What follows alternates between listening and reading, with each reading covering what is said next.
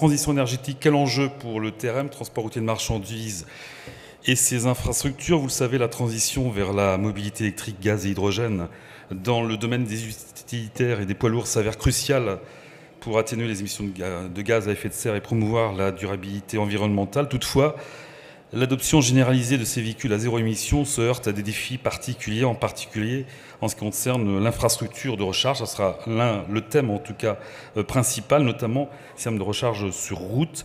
Les fabricants, les fournisseurs d'énergie, les exploitants d'autoroutes, les fédérations de transporteurs et tous les acteurs impliqués justement dans le développement des infrastructures sont présents aujourd'hui pour partager donc leur témoignage et je dirais avant tout leur expertise. Alors il y aura deux grandes parties.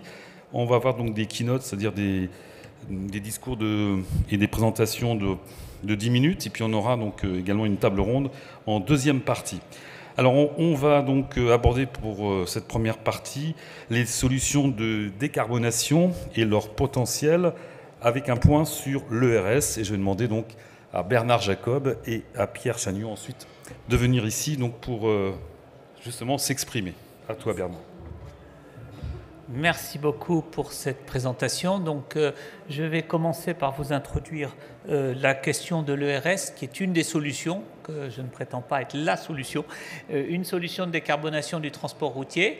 Alors, l'ERS, bon, les défis de la décarbonation, je vais passer très rapidement parce que je pense que vous êtes tous parfaitement au courant.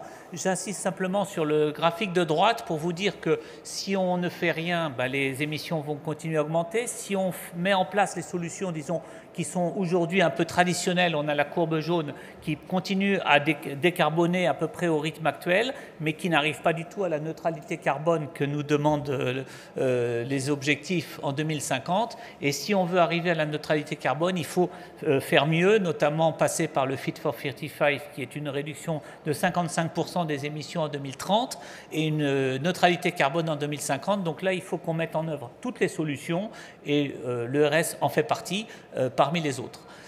Alors, quelles sont les limites des solutions de décarbonation proposées dont on va parler? Bon, sur les moteurs à biodiesel, biogaz, tous les biocarburants, il y a un bilan global de gaz à effet de serre qui n'est pas excellent, notamment s'il y a des fuites, parce que le méthane a un pouvoir de réchauffement climatique de 80 fois celui du CO2, c'est-à-dire qu'une tonne de méthane dans l'atmosphère, au bout de 25 ans, ça fait autant de réchauffement que 80 tonnes de gaz carbonique. Donc il faut faire très attention et maîtriser les fuites, c'est pas simple. Problème de disponibilité, parce que les biogaz et les biofuels sont utilisables pour des quantités d'autres applications, notamment le chauffage et d'autres applications. Donc il y a un problème de production et on n'a pas le droit en Europe, en tout cas, d'utiliser des surfaces agricoles pour produire des biofuels. Après, il y a l'électrification avec ce qu'on appelle des grosses batteries, c'est-à-dire des poids lourds entièrement sur batterie. Donc avec 750 kWh, on peut donner environ 400-450 km d'autonomie à un poids lourd. Avec 1200 ou 1250 kWh, on peut lui donner 700-800 km, un peu moins que ce qu'il a aujourd'hui en diesel. Mais si on donne la moitié, donc 750, il faut des chargeurs rapides pour ceux qui font de la longue distance, s'ils veulent pouvoir faire leurs 2 fois 4h30 de trajet dans la journée. Donc il y a un surpoids qui va de 4 à 7 tonnes pour les poids lourds. Ce matin, j'ai visité un certain nombre de stands, ça m'a été confirmé, même avec les batteries de dernière génération. Donc, sur un poids lourd de 40 tonnes, il faut ajouter 4 à 7 tonnes. Alors, il y a des gains sur la motorisation, mais globalement, on perd 3 tonnes et demie de charge utile, c'est-à-dire 15% de la charge utile, ce qui est assez difficilement acceptable. Après, il y a des problèmes de révision éventuelle des poids et dimensions, parce qu'il faut des charges à l'essieu plus importantes. Et puis, il y a des surcoûts sur les batteries. Des batteries, ce n'est pas gratuit, même si les prix ont baissé, et donc on arrive à multiplier par 2 ou 2,5 le coût d'achat des véhicules. Donc il y a en plus des durées de vie qui peuvent être affectées, plus des consommations d'espace et de puissance, parce que si on veut des bornes de recharge rapide sur les parkings pour suffisamment de poids lourds, on arrive vite à des puissances de l'ordre de 1 MW par poids lourd, donc 70 MW pour un parking, et donc ça passe pas du tout avec du réseau Enedis à 20 000 volts. Il faut passer en haute tension, il faut des systèmes refroidis, il faut des transformateurs. C'est assez complexe, même si c'est une solution qui permettra au moins de commencer l'électrification. Après, il reste l'hydrogène, dont on parlera sûrement, donc avec pile à combustible ou moteur à hydrogène. Bon, le rendement d'hydrogène, on sait qu'il est faible si on le produit par électrolyse. Il y a un rendement de 60% à l'électrolyse, de 90% à la compression et de 50% dans le moteur à hydrogène ou dans la pile à combustible. Donc on arrive à un rendement de 27%, c'est-à-dire en gros un tiers. Et j'ai l'habitude de dire dans les conférences qui achète un porte-monnaie qui serait parfaitement fiable et qui vous donne votre argent disponible à tout moment, à tout instant, mais vous mettez 100 € et vous en sortez 27. Il n'y a pas beaucoup de clients. Après, il y a un coût élevé, compétition avec d'autres usages, l'industrie, l'aviation, le maritime. Aujourd'hui, il faut savoir qu'en France, on consomme 1 million de tonnes d'hydrogène par an dans l'industrie, entièrement produit par vapocraquage, donc émission de CO2. Donc, il va falloir décarboner cet hydrogène, c'est 80 millions de tonnes à l'échelle de la planète, et ça représente, si on voulait décarboner tout ça par l'électricité, environ 3 à 4 centrales nucléaires de plus. Alors, pourquoi l'ERS? Parce que l'électricité, ça c'est un principe physique que tout le monde connaît dès la 6e, ça se transporte facilement et à bas coût, et c'est compliqué à stocker. Et nos ancêtres, il n'y a pas les Romains, mais il y a 100 ans, avaient bien compris ça. Quand on est passé des trains à vapeur aux trains électriques, personne n'a imaginé les batteries. Alors vous allez me dire qu'elles étaient moins performantes, mais il n'y avait pas tellement de problèmes de poids et de place dans les locomotives. Mais on est passé à l'électrification en amenant le courant soit par caténaire, soit par rail au sol, comme les métros. Aujourd'hui, on a d'autres solutions également. Mais l'idée que l'électricité, ça se transporte facilement et très rapidement, c'est une idée. Alors, on est parti de ça pour faire les études qu'on a fait pour le ministère il y a quelques temps sur le réseau ERS, qu'est-ce qui pourrait être au niveau de la France. Donc, on s'est dit, il faut qu'on arrive à desservir tous les points du territoire par un réseau qui ne donne jamais plus de 125 km en dehors du réseau électrifié, sachant que les poids lourds doivent faire du point à point et rester totalement autonomes. Il ne s'agit pas de répliquer un système ferroviaire où les camions sont prisonniers du réseau ERS et qui puissent faire un aller-retour en dehors du réseau. Donc on y arrive moyennant un réseau d'environ 9000 km sur les principales autoroutes concédées ou non d'ailleurs, et donc avec ce réseau-là, qui est un réseau théorique, mais qui permettrait d'atteindre tous les points du territoire à moins de 125 km. Alors l'avantage qu'il y aurait si ceci était fait, ce serait de réduire de 2/3 la capacité des batteries embarquées. Ça ne veut pas dire plus de batterie, mais on les réduirait de 2/3, c'est-à-dire avec 380 kWh de batterie au lieu de 1200, on donnerait aux poids lourds une autonomie quasiment illimitée.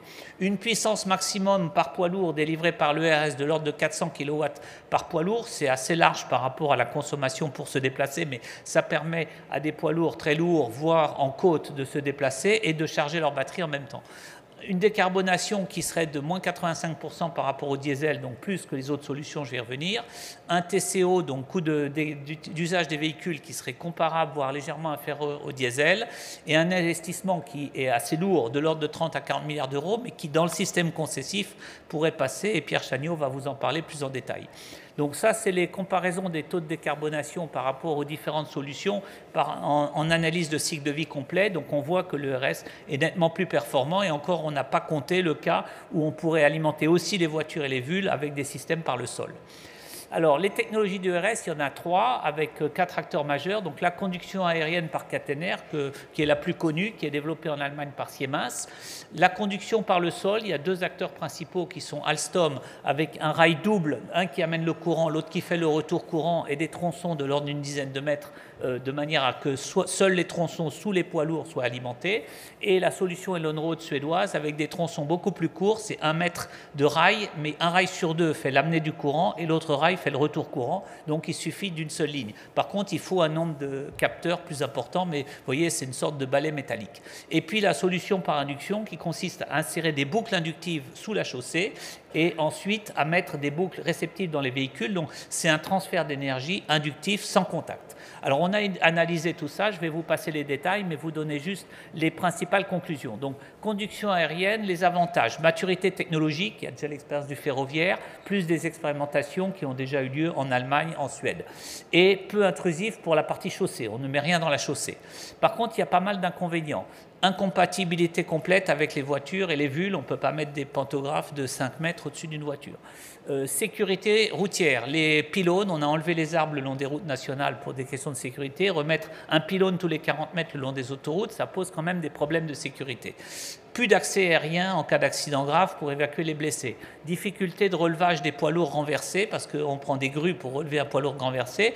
Ce n'est pas une question de courant, c'est que le caténaire empêche le déploiement d'une grue. Problème d'exploitation, donc les bennes pour les travaux routiers sont gênées en termes de hauteur. Et problème de durabilité. Ça, c'est important, c'est qu'aujourd'hui, sur une voie ferrée très circulée, vous avez une centaine de trains par jour. En gros, ça fait 100 passages de pantographe ou 200 s'il y a 2 pantographes. Sur une autoroute, vous êtes entre 5 et 10 000 poids lourds par jour et par sens. Ça fait 100 fois plus de pantographes qui passent, donc en termes d'usure. Ensuite, en termes de débattement vertical, vous voyez la différence entre une voie ferrée parfaitement lisse et des suspensions de locomotives qui sont très rigides et ce qui se passe sur une route. Donc les débattements verticaux sont plus importants, d'où des chocs et des usures de pantographes. Et s'il y a chute d'une caténaire sur une voie ferrée, ça arrête le trafic, ça n'a jamais fait dérailler un train. S'il y a chute de caténaire sur une autoroute, je vous laisse imaginer ce qu'il arrivera aux motos et aux voitures qui seront là. Risque climatique et acceptabilité visuelle. Alors ça, c'est un point qui est un peu éthique, mais tout le monde trouve ça très bien d'avoir des pantographes, des caténaires sur les voies ferrées, mais tout le monde a l'air de dire que sur les autoroutes, c'est compliqué. Conduction au sol, donc les systèmes de rails. Les avantages, interopérabilité avec les voitures et les vulles, il suffit d'avoir des patins adaptés. Maturité acceptable, mais il y a encore des progrès. Pas de verrou majeur sur les critères importants et un bilan en matière qui est le meilleur, c'est-à-dire qu'il y a peu de cuivre, pratiquement pas de cuivre, et peu de consommation de matières rares et pas de limite de puissance. Par contre, les démonstrations sur route et sur autoroute ne sont pas encore très développées, on va y venir. Résilience, donc les questions de liaison entre la chaussée et le rail qui sont un peu à vérifier parce qu'il ne faut pas qu'il y ait des décollements. Et puis les questions d'exploitation hivernale et chute d'objets qui sont partiellement résolues mais qui méritent encore des expérimentations. Les systèmes inductifs qui sont ceux qui sont préférés par les exploitants autoroutiers. Alors interopérabilité complète aussi avec les autres véhicules, non intrusif une fois que c'est installé, mais pour installer un système de boucle, il faut enlever toute la couche de roulement, donc ça ne peut se faire qu'à l'occasion d'une réfection de la couche de roulement. Pas de contact mécanique, ça c'est un intérêt, et l'exploitation, une fois installée, c'est à peu près le business as usual. Par contre, la maturité est moindre que les autres solutions, le coût est plus élevé parce qu'il faut des quantités de cuivre et donc un mauvais bilan de matière, beaucoup de cuivre. La puissance est limitée, pour les poids lourds, on est nettement insuffisant. Aujourd'hui, on a des systèmes qui peuvent faire 80 kW par véhicule, 100. Les Américains travaillent sur des systèmes à 200 kW, c'est leur objectif. On est encore loin des 400 kW. Donc on est un peu limité, plus des pertes de puissance s'il y a des décalages latéraux.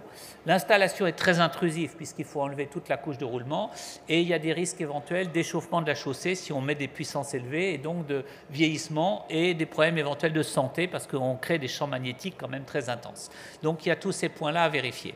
Alors, quelles sont les perspectives de l'ERS et la situation européenne? C'est ma dernière slide, je vous rassure. D'abord, il y a des projets qui sont soutenus par BPI France qui ont été lancés cette année, qui sont en train de démarrer. Il y en a 2 aujourd'hui. Un qui s'appelle Charge as you Drive, qui est piloté par Vinci Autoroute et qui va faire l'objet d'une présentation par Louis Dupasquier. Donc, je ne vais pas insister dessus, mais il y a Vinci Autoroute, Gustave Eiffel est dedans, et d'autres, et qui va tester 2 technologies, donc l'induction et un des rails au sol, sur site fermé sur autoroute. Et l'autre projet, Iron-Mont-Blanc, qui est dans la région Rhône-Alpes, puisqu'il est porté par ATMB avec Alstom, donc qui va tester la technologie rail au sol d'Alstom avec des essais sur le site de Transpolis que vous connaissez, qui est proche d'ici, et ensuite sur route ouverte. Bon, je n'en dis pas plus, puisqu'ils vont être, au moins un va être présenté. Alors, l'ERS a un potentiel de décarbonation à coût raisonnable. Si on compare aux autres solutions, on s'aperçoit que ce n'est pas beaucoup plus cher, moins cher. Un bilan matière qui est nettement supérieur, ce qui ne veut pas dire que c'est une solution qui se substitue aux autres. Pour moi, c'est une solution complémentaire, chaque solution ayant sa place sur ses cas d'usage. Mais l'ERS peut faire le job sur un certain nombre de cas. Ensuite, elle peut rendre les véhicules électriques, et notamment les poids lourds, accessibles à tous, parce qu'on sait que les TCO sont difficilement augmentés, les marges des transports routiers sont extrêmement faibles, de l'ordre de 2 à 3%, et donc si on augmente les TCO, on arrive dans le mur. Et maintenir donc la compétitivité du transport routier de marchandises, c'est un enjeu majeur. Il y a encore des besoins d'essai à grande échelle et un certain nombre de points à approfondir, dont notamment l'acceptabilité par les différents acteurs et le modèle économique. Au niveau européen, il y a 3 questions qui ont été identifiées lors d'un symposium à Stockholm et des différents pays européens. Première question, c'est est-ce qu'on va déployer l'ERS au niveau européen? Parce que ça n'a de sens qu'au niveau européen, ce n'est pas 1 ou 2 pays qui peuvent le faire dans leur coin. Donc la question, c'est est-ce qu'on va vers l'ERS ou pas? Deuxième question, si oui, selon quel scénario et quel calendrier? Alors les scénarios potentiels, ça peut être des corridors, donc genre Stockholm, Marseille ou l'Allemagne jusqu'en Italie. Donc il peut y avoir des corridors ou bien des territoires, des pays qui disent sur notre territoire on déploie l'ERS. Donc on a différents scénarios de déploiement.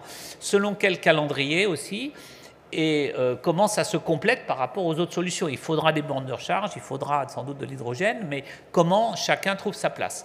Et la troisième solution, c'est avec quelle technologie, parce que je vous ai dit qu'il y avait 3 technologies, et quelle éventuelle interopérabilité entre les technologies, s'il y en a plus qu'une au niveau global, il faut qu'il y ait une certaine interopérabilité. Alors, excusez-moi, je suis allé un tout petit peu vite. Donc, je voulais vous dire, donc, il y a également, donc, on est en train d'essayer de monter un réseau européen autour de l'ERS. On a déposé un projet d'action qu'on appelle COST. Je ne vais pas insister, si vous voulez des détails, je vous en parlerai. On ne sait pas s'il sera retenu ou pas, parce que c'est un appel d'offres compétitif, donc on saura ça au mois d'avril. Si c'est le cas, il y a une quinzaine de pays européens qui ont exprimé leur intérêt et qui pourraient participer pour travailler sur ces questions. Et enfin, il y a Pierre, que je veux saluer, donc Pierre France, qui est co-organisateur également de la session. Donc l'Association mondiale de la route avait mis en place une task force qui a travaillé pendant 3 ans sur l'ERS. Donc il y a un rapport qui est public maintenant et qui fait un état mondial du sujet. Et ça va se continuer dans le cycle prochain de PIARC, donc 2024-2027, sur les questions de décarbonation. Donc il y a des travaux au niveau international. Et il faut savoir que les pays avancés en Europe sur l'ERS, c'est la Suède et l'Allemagne essentiellement, et maintenant l'Italie qui a développé un site d'essai. Voilà, j'ai terminé. Merci beaucoup. Donc je passe la parole à Pierre Chagnot qui va poursuivre, toujours sur le sujet de l'ERS, mais plus sur les aspects économiques et matières.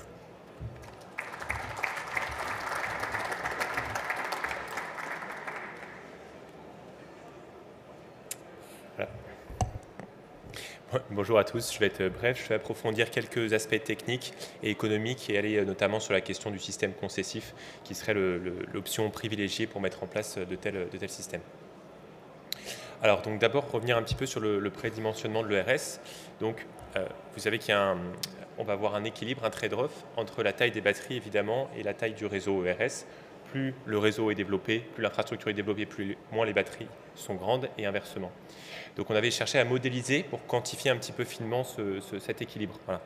Donc en modélisant le réseau routier national, on arrive en fait à obtenir une relation d'équivalence, une relation d'équilibre entre la taille des batteries et l'infrastructure du réseau, et ce qui nous avait permis donc d'obtenir le chiffre d'à peu près 9000 km pour un réseau ERS à destination des poids lourds, 16 000, plutôt 17 000 d'ailleurs, pour un réseau qui équiperait les poids lourds et les véhicules légers.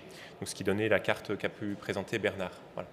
Et alors je souhaite montrer un petit peu ce que ça peut donner en termes de consommation de matériaux. Vous savez évidemment que les batteries consomment un certain nombre de matières critiques. Alors si on regarde le cas du nickel, électrifier l'ensemble du parc, que ce soit les poids lourds ou les véhicules légers, ça représente à peu près 25 ans de la consommation française de nickel actuelle. Si on équipe uniquement les poids lourds en ERS, on a moins 12 à moins 19% de consommation. Et si on vient chercher les véhicules légers, on diminue de 2/3 à peu près l'ensemble de la consommation de nickel.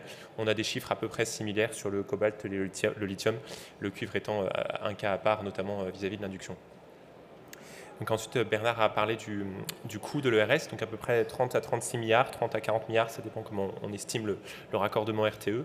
Donc d'où vient ce chiffre? Un certain nombre de travaux avaient été menés auprès de la DGITM à la demande du ministre des Transports, M. Djebari, pour estimer ce coût-là.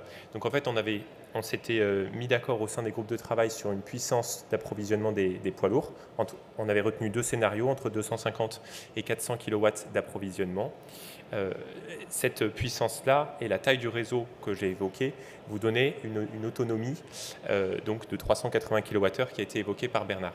Donc une fois qu'on avait cette puissance et cette autonomie, on a pu estimer des puissances linéaires en fonction du trafic parcouru. Voilà. Vous savez que donc les bornes de recharge sont dimensionnées à la pointe. De la même manière, on s'est basé sur les comptages CIREDO, notamment du réseau routier national. On a fait une exploitation statistique pour déterminer la pointe, donc à la 30e heure la plus chargée de l'année du trafic poids lourd, et ce qui avait permis d'estimer en puissance le dimensionnement de l'infrastructure. Le dimensionnement en puissance était nécessaire dans la mesure où les coûts sont extrêmement dépendants de la puissance injectée sur le réseau. Voilà. Et après une révision du coût par les pairs, on avait des coûts linéaires en fonction de la puissance, c'est-à-dire si on injecte 1 MW par kilomètre, cela donne telle puissance, 2 MW par kilomètre, cela donne tel coût. Et en injectant ces coûts-là, on a pu obtenir donc, le chiffre de 30 à 36 milliards d'euros pour les solutions conductives. Voilà. Donc j'en viens au cœur du propos, qui est la question du modèle concessif. Voilà. Pourquoi ce modèle concessif paraît une option vraiment à prioriser pour le déploiement des ERS? Bien, si on regarde en ordre de grandeur, on voit qu'au linéaire, on est à peu près à 10-12 millions d'euros par kilomètre pour construire une autoroute aujourd'hui. Donc pour les 9000 km de réseau évoqués, on obtient un ordre de grandeur qui tourne autour des 100 milliards d'euros. Face à ça, le coût de construction de l'ERS, on est plutôt dans les 3-4 millions d'euros, c'est-à-dire à peu près un tiers du coût. Voilà, donc on a les fameux 30 à 36 milliards déjà évoqués. Et alors si on se base sur un chiffre qui est maximaliste sur 20 ans, mais qui permet de donner un ordre de grandeur, je veux parler du chiffre donc, de la DGTM, c'est-à-dire 50% des poids lourds kilomètres pourraient être captés par le réseau ERS sur les 9000 km présentés. Donc ça, au coût de l'électricité de 2022, ça représente à peu près 60 milliards d'euros sur 20 ans. Bien sûr, c'est un ordre de grandeur, mais l'idée c'est de montrer qu'entre le coût de l'électricité et le coût de construction de l'ERS, eh bien, à ISO péage, en maintenant à peu près le niveau de péage actuel, eh bien, le modèle concessif permet d'offrir un modèle gagnant-gagnant à peu près pour l'ensemble des acteurs. Alors pourquoi ça? Eh bien d'abord, puisque la somme donc, des deux effectivement est à peu près équivalente au coût de construction des autoroutes. Donc ça c'est pour les aspects des concessionnaires bien sûr. Ensuite pour l'État, on voit qu'il y a une petite marge de prélèvement évidemment en fonction de l'évolution du coût de l'électricité. Donc ça pose c'est des questions en lien avec la TICPE notamment qui pourraient se poser. Du côté des transporteurs, le coût d'achat des poids lourds évidemment est diminué. Il est diminué au niveau de l'achat, bien sûr, puisque les batteries sont moins grandes, mais il y a également la question du carburant. Bien sûr, si le péage comprend l'électricité, le coût du carburant est diminué, la charge utile est optimisée puisqu'on a moins de batteries dans le poids lourd, et on réduit le nombre de chargeurs au dépôt puisqu'on peut venir s'approvisionner sur l'infrastructure directement. Donc, ce sont autant de détails qui font baisser de fait le coût. Par contre, effectivement, il y a un déport de la valeur de l'infrastructure, enfin du véhicule vers l'infrastructure, et donc globalement, ce serait les constructeurs de poids lourds qui perdraient une partie de la valeur au bénéfice de l'infrastructure. Voilà. Donc, cette option-là, évidemment, est à réfléchir. J'ai essayé d'être factuel sur les avantages et les inconvénients. Je souhaiterais souligner un dernier avantage, qui est le fait qu'il y ait une meilleure lisibilité du coût de l'électricité pour les transporteurs, puisqu'en incluant le coût de l'électricité dans le péage, même avec une révision annuelle du péage, eh bien, au moins à l'année, on peut avoir une meilleure lisibilité du coût de l'énergie pour les transporteurs, ce qui leur permet évidemment une meilleure visibilité sur l'année à venir. Voilà. Donc je pense que maintenant l'enjeu c'est d'approfondir ce modèle économique, évidemment, de chiffrer plus précisément les hypothèses, les résultats, et de questionner les hypothèses sous-jacentes, à savoir l'inclusion ou non du trafic de véhicules légers, le recours ou non au tarif de l'Arenh qui donc est disponible pour les achats de gros d'électricité, l'évolution du coût de l'électricité dans le contexte actuel bien sûr, et puis la maintenance des ERS qui est un aspect économique qui pour le moment a été assez peu documenté. Je vous remercie de votre attention.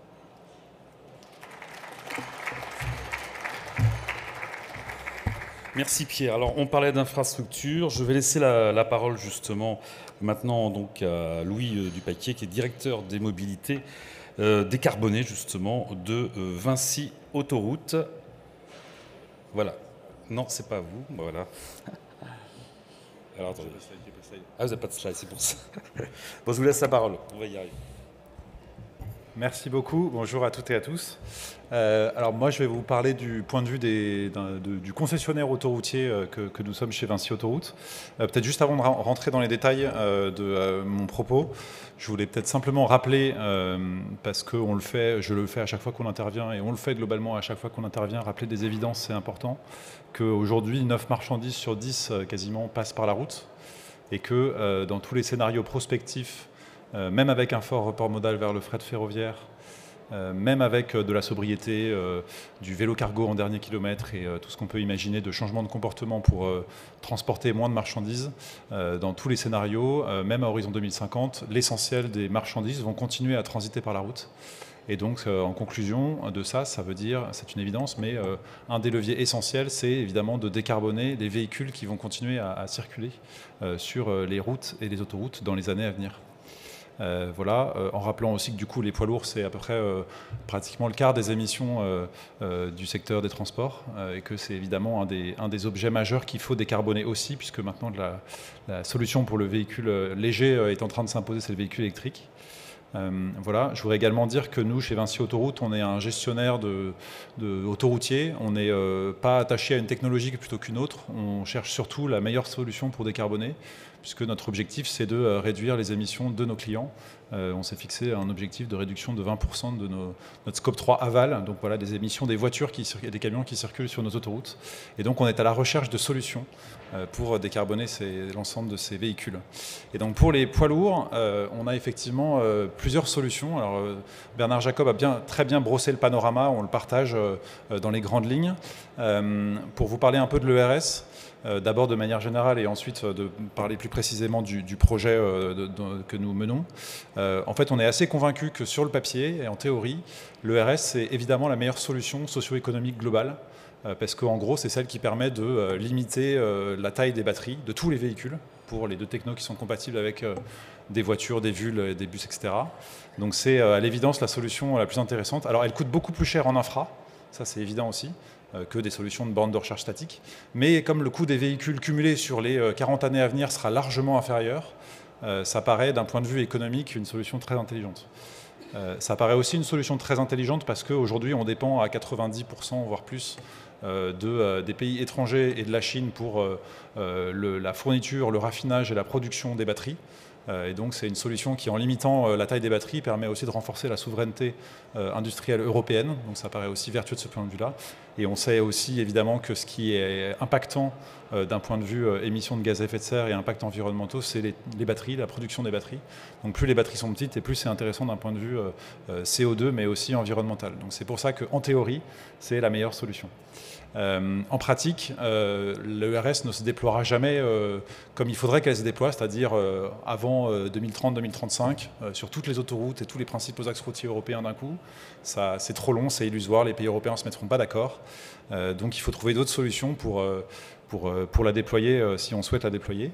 Et donc ce qui est en train de se passer, qu'on voit sous nos yeux, c'est qu'il y a aujourd'hui de plus en plus un mix énergétique qui va arriver sur les poids lourds, avec des choses qui sont déjà matures, les biocarburants, le biogaz, des solutions qui sont en train d'arriver à maturité, l'électrique à batterie qui se recharge avec des grosses batteries qui se rechargent sur des grosses bornes, on va dire ça comme ça, l'hydrogène qui aura une petite place dans la mobilité lourde, mais qui de notre point de vue sera assez limitée, en tout cas au moins jusqu'en 2030-2035 du fait des concurrences d'usage. Et donc la question c'est quelle est la place de l'ERS dans tout ça. Donc du coup, nous, on s'est inscrit dans la feuille de route qui a été établie par le gouvernement il y a un peu plus de 2 ans maintenant, au terme des rapports qui ont été présentés et de l'appel à projet de BPI France. Et donc, nous avons la chance d'être lauréat de cet appel à projet dans un consortium qui est piloté par Vinci Autoroute, dans lequel il y a également Eurovia, il y a Hutchinson, il y a les 2 fournisseurs de techno qui sont Electreon et Lonroad, l'université Gustave Eiffel, et nous avons également le soutien du CEREMA. Et donc l'objectif de ce projet, c'est quoi? C'est de tester donc, le rail et l'induction en conditions réelles sur autoroute, sur 2 km de l'autoroute A10 à la sortie de Paris, et d'y faire rouler tous les types de véhicules électriques, des voitures, des véhicules utilitaires légers, des cars et des camions, des tracteurs comme des porteurs, avec pour objectif de faire de ce projet la dernière étape avant le déploiement industriel de ces solutions sur des grands tronçons. Voilà, donc c'est vraiment un projet de démonstrateur technique final. La caténaire a déjà été testée sur autoroute en Allemagne, donc on n'avait pas besoin de la tester. Mais l'induction et le rail n'ont pas encore été testés sur autoroute. Donc voilà les objectifs de ce projet qui vient d'être lancé, là, il vient de démarrer après notre lauréatude il y a quelques mois. Et donc c'est un projet important parce qu'il va permettre de justement lever ces derniers verrous techniques pour voir si ces solutions fonctionnent réellement. La question d'après, c'est comment on déploie ces solutions ensuite si les différents tests qui vont être menés dans les années à venir sont concluants. Il y a un pays qui est intéressant de regarder, c'est la Suède, parce que la Suède est un pays qui est le pionnier de l'ERS. C'est le pays qui a testé toutes les solutions et qui est le plus avancé en la matière. Et le ministère des Transports allemand a lancé un appel d'offres pour équiper un premier tronçon au milieu de la Suède qui fait 20 km, donc ça fait 40 allers-retours, 21 je crois. Et donc la logique c'est déployons un premier tronçon, ayons les premiers clients et ensuite on va étendre progressivement ces tronçons. Et on trouve que c'est une logique qui est assez intéressante. C'est comme ça qu'on pourrait l'imaginer déployer demain.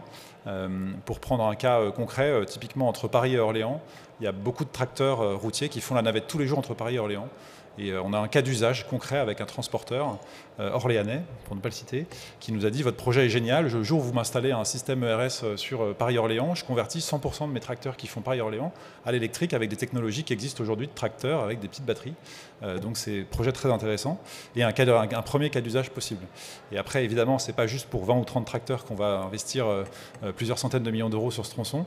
Donc il faut imaginer une logique un peu écosystémique, c'est-à-dire réorganiser les flux, se dire qu'on crée un premier tronçon et on essaie de capter du trafic poids lourd, de fret sur ce tronçon-là.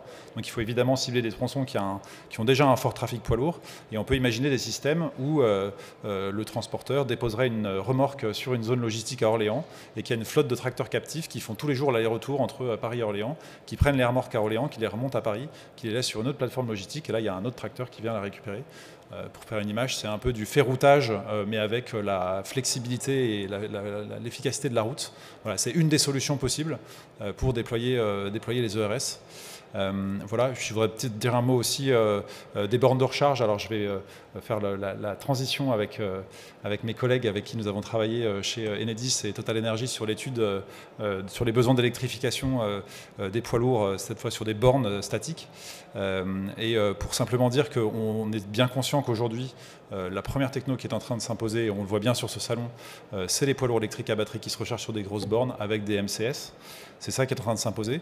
Mais ce qui est intéressant, c'est qu'en fait, fondamentalement, c'est les mêmes poids lourds. C'est-à-dire c'est des poids lourds électriques. C'est juste une façon différente de les recharger. Et donc, s'il y a un grand réseau de RS qui se met à se déployer à partir de 2030-2035, et ben, tous les poids lourds électriques qui ont déjà été vendus et qui sont en train de circuler, il suffira, c'est un peu simple de dire comme ça, mais on pourra les rétrofiter pour les rendre compatibles avec ces solutions-là. Ce serait évidemment pas la même chose si on parlait d'hydrogène ou de biogaz, où là, c'est pas le même véhicule. Mais là, fondamentalement, c'est le même véhicule. C'est aussi pour ça que chez Vinci Autoroute et plus largement au sein du groupe Vinci, on croit beaucoup à l'intérêt de tester et de continuer à tester ces solutions de RS pour pouvoir peut-être les implémenter ensuite à l'avenir. Voilà. Et puis, un dernier mot, l'autre conviction qu'on a, c'est que quelle que soit la techno, et quel que soit le mix technologique, notamment pour les poids lourds, les investissements ils sont massifs, ils sont majeurs. Là, on parle de 35 à 40 milliards d'euros sur les... Non, là, c'est pour un grand réseau, mais on parle de plusieurs milliards d'euros d'investissement juste sur le réseau autoroutier pour commencer la décarbonation d'ici 2035. Et on ne peut pas attendre, en fait, c'est aussi le message, c'est que voilà, on a ces objectifs climatiques très forts, donc il faut qu'on s'y mette maintenant et il faut qu'on trouve des solutions de financement. Et le modèle concessif, il se trouve, c'est un modèle extrêmement efficace en France pour déployer des infrastructures rapidement, même quand elles sont coûteuses, sans avoir recours à l'argent public. Donc voilà, en tout cas, Vinci Autoroute s'inscrit dans cette logique d'investissement dans la transition énergétique et le modèle concessif en est un excellent outil. Merci beaucoup. Merci Louis. Alors justement, vous évoquiez la fameuse étude sur les bornes de recharge électrique.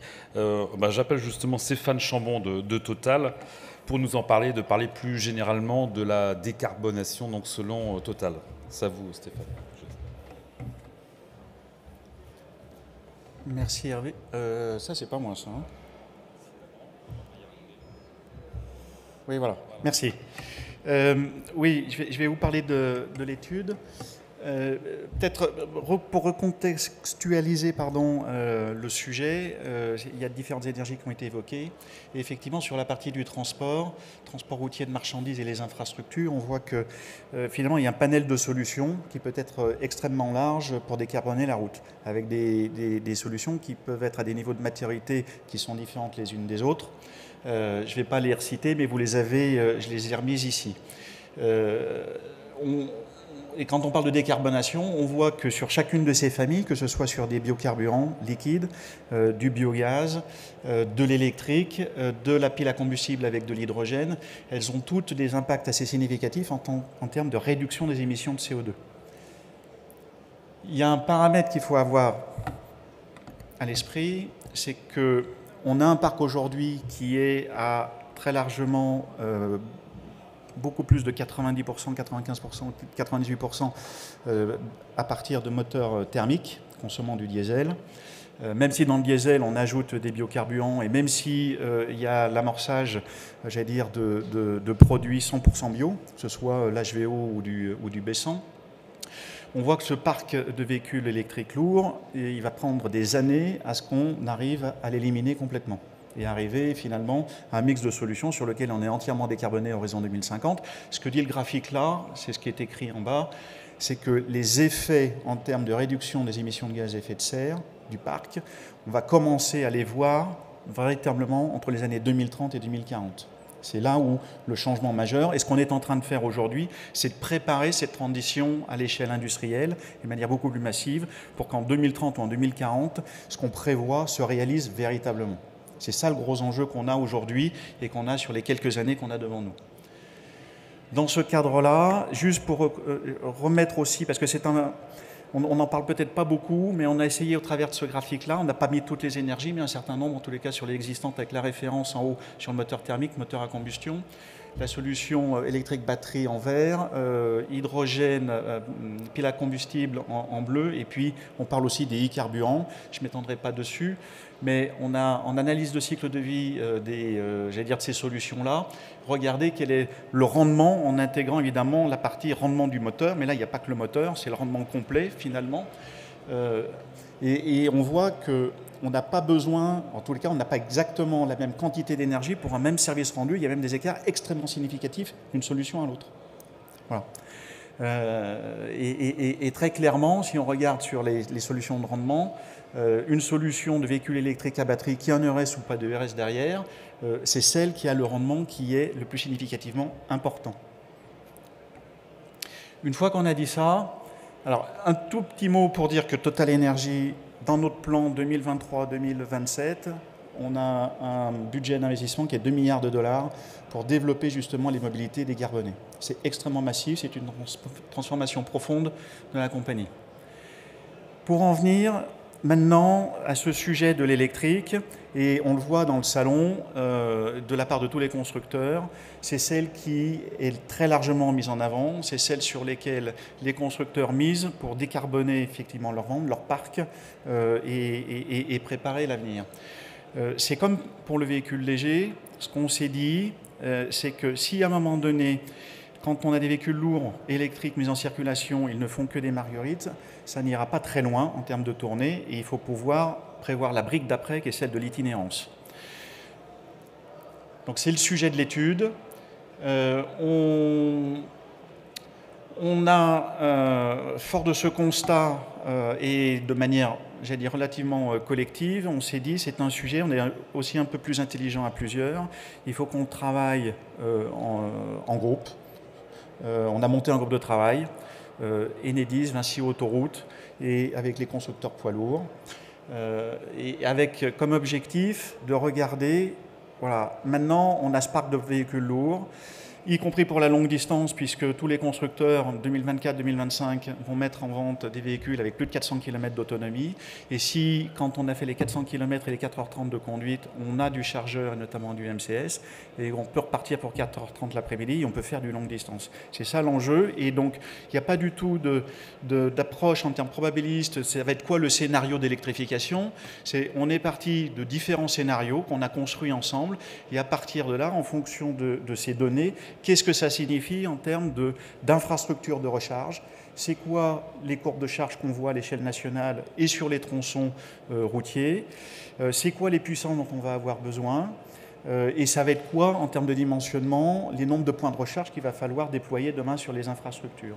Ce sont ces réponses-là qu'on apporte dans l'étude, en y associant également, grâce à Enedis évidemment, quels sont les impacts sur les réseaux électriques ou le réseau électrique en amont pour pouvoir construire ces aires, amener les puissances et mettre en place les différents points de recharge.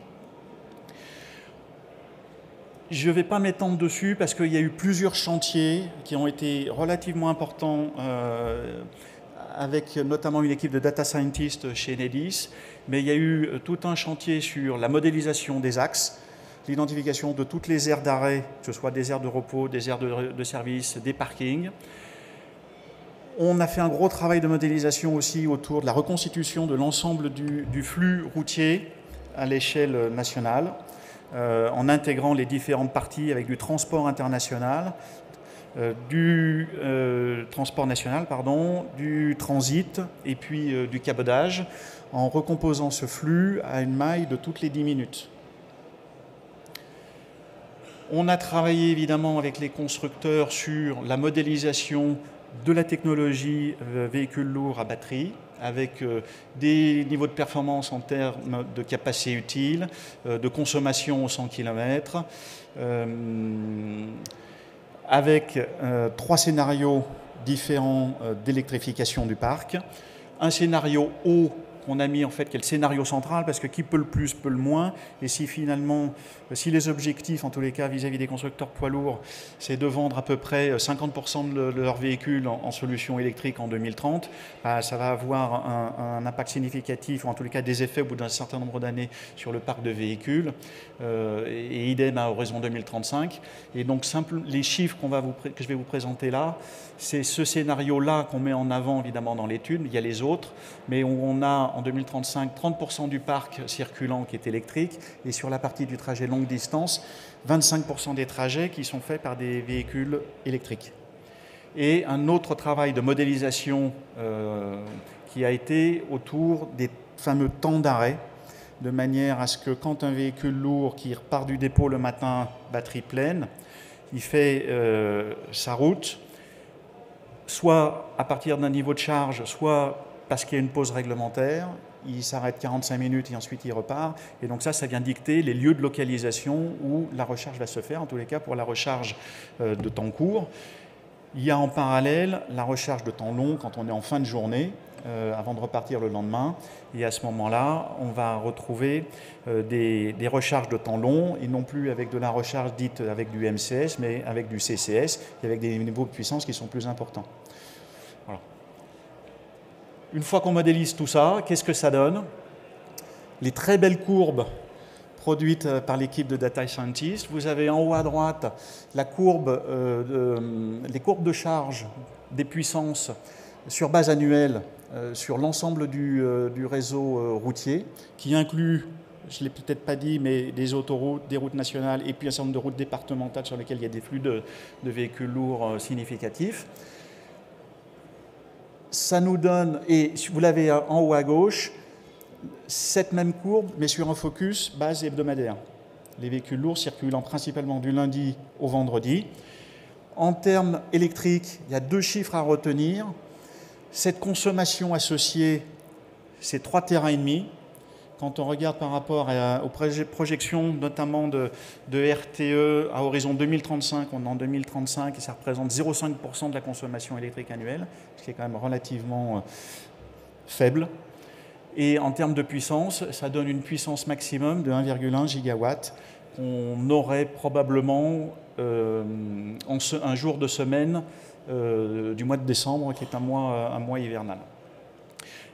La correspondance pour pouvoir faire tout ça, ça veut dire qu'en termes de points de recharge, ça veut dire l'équipement de 420 stations-service sur lesquelles on aurait un peu plus de 2000 points de recharge MCS, ce qui fait en moyenne, c'est qu'une moyenne, mais 6 chargeurs ou 6 points de recharge MCS, et 10 000 points de recharge en CCS, qui seraient complétés à la fois sur les stations-service et en complément sur une centaine d'aires de repos qui nous ont paru intéressantes dans un cadre d'un maillage. Voilà, ce qui ferait en moyenne, là, une vingtaine de points de recharge en CCS pour la recharge de nuit. Côté électrique, finalement, même si on va y revenir, il y a des enjeux évidemment d'investissement, de préparation pour pouvoir planifier tout ça. Que ce soit en termes de consommation ou en termes de pic, il n'y a pas vraiment de gros sujets majeurs ou critiques. Par contre, il y a un autre aspect en termes d'impact qui l'est beaucoup plus, c'est celui qui est associé finalement au foncier et au nombre de places.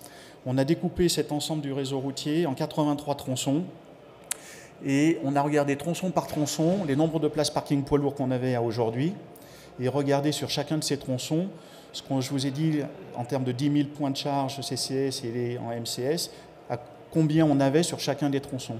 Et là, si on regarde dans le camembert, peut-être juste pour simplifier, quand on prend les 2 tranches qu'on a les plus foncées, il y a à peu près une vingtaine de tronçons, ça en fait 19, sur lesquels on viendrait potentiellement, avec nos nombres de points de recharge tout confondus, prendre plus de la moitié des places de parking poids lourds.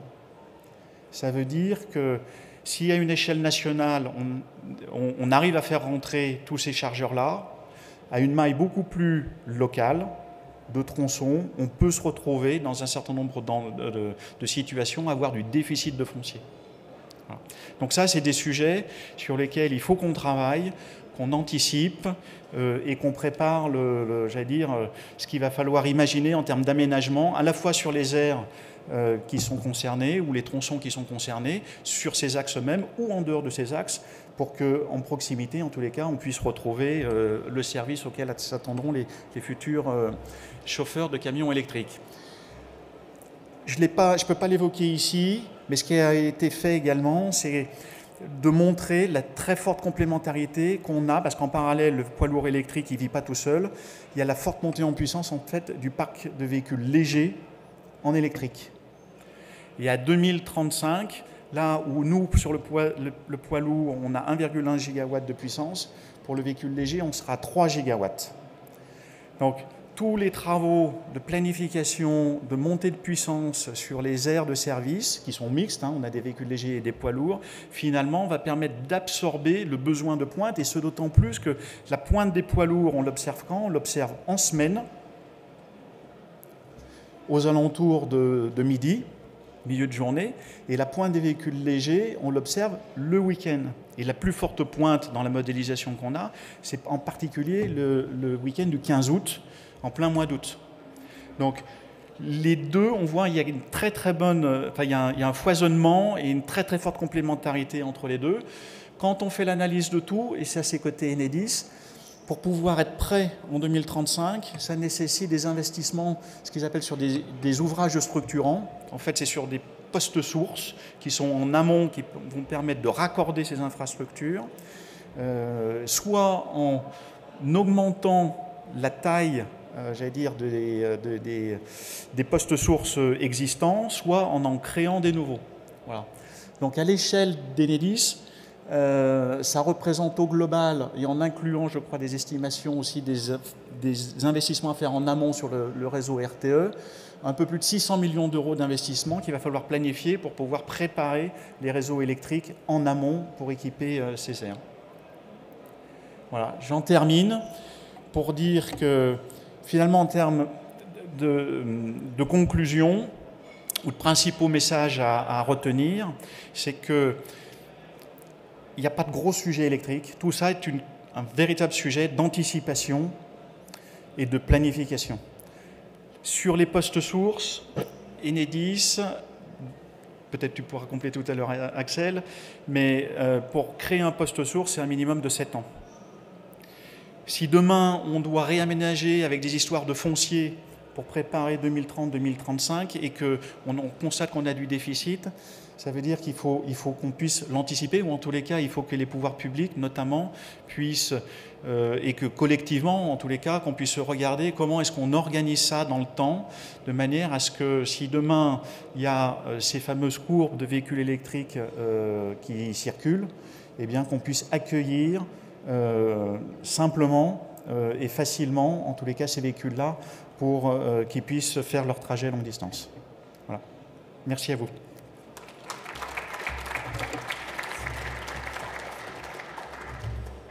Alors, je vous propose de passer pour la partie constructeur. Je vais accueillir, on va écouter à présent Pierre Chauffour. Alors, j'espère que cette fois-ci, les slides vont marcher. Je pense que c'est bon. Pierre, c'est à vous.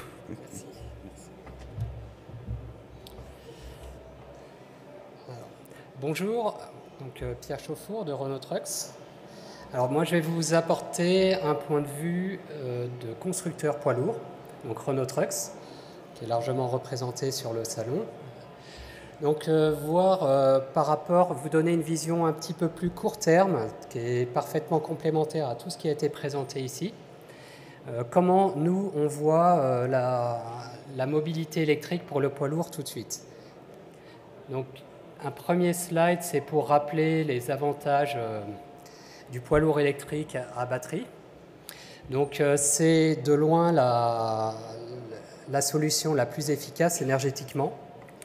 Donc ça a été largement rappelé par Stéphane Chambon.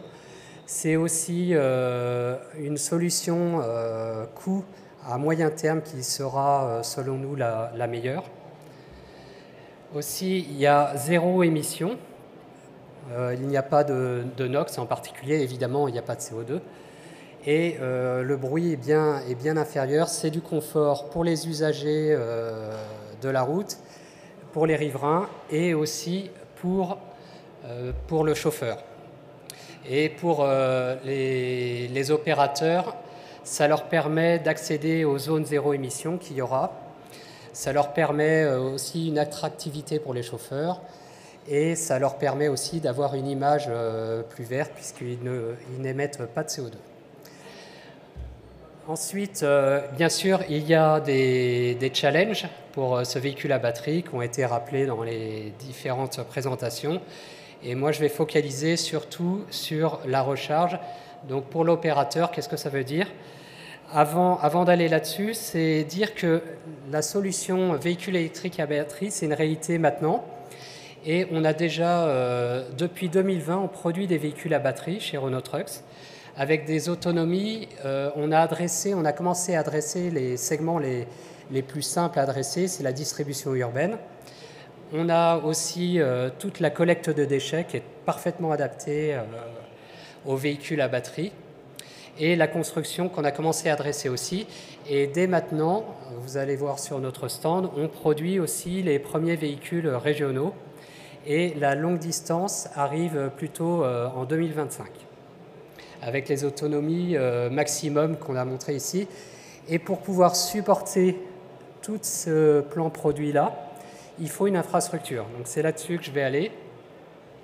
La gamme Renault Trucks, bon, je ne vais pas insister là-dessus. On va du vélo cargo jusqu'au véhicule 44 tonnes, qui est le régional aujourd'hui qu'on produit. Juste aussi en introduction, c'est un contexte très favorable pour le véhicule électrique aujourd'hui, parce que donc, véhicule électrique, c'est un véhicule zéro émission.